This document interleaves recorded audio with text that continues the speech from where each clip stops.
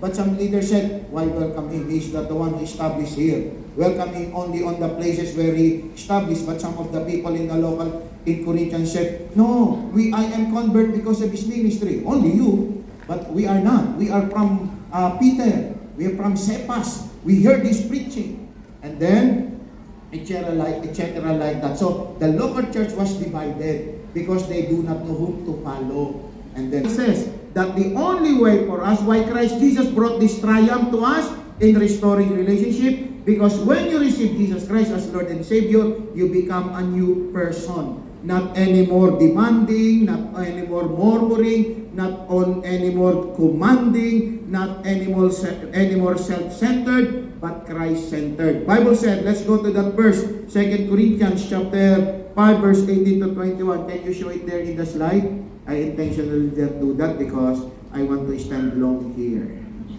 I decide to stay long because I only have 6 slides.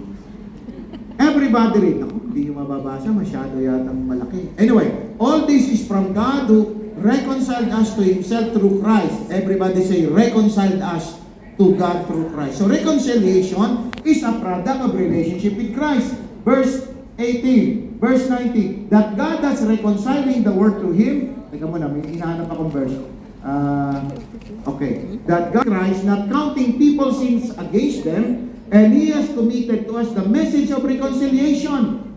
We are therefore Christ's ambassador, as though God is making His appeal through us. We implore you in Christ's behalf, be reconciled to God.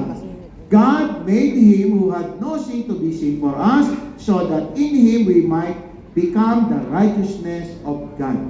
So St. Paul was saying to the same people in Corinthians that reconciliation is only possible through Christ, reminding them that if they are in Christ Jesus, they must be not dividing people, but they must be uniting people.